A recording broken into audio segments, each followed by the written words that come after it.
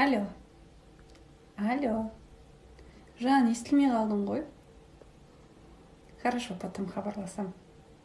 Пока. Целую. Балнур, жігітімен сөйлессең неғып майыса қаласың? Өз досыңмен сөйлесеңші. Қойшы әсел. Қашан үйтіп сөйлестім? Шын, майысып үзілейін деп тұрсың ғой тегі.